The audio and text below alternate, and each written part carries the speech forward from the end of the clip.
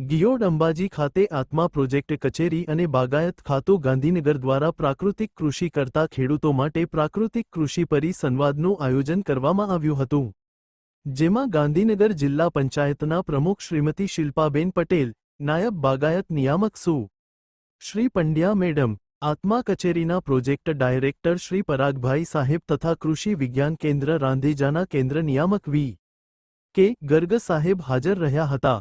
ગાંધીનગર જિલ્લાના તમામ તાલુકાના પ્રાકૃતિક ખેતી કરતા ખેડૂતોના બાગાયતી પાક ફળ ફૂલ અને શાકભાજીનો પ્રદર્શનનો સ્ટોલ પણ ગોઠવવામાં આવ્યો હતો। સાથોસાથ ખેડૂતોએ ઉત્પાદિત કરેલ ફળ ફૂલ શાકભાજીના પાકોની હરીફાઈ પણ ગોઠવવામાં આવી હતી।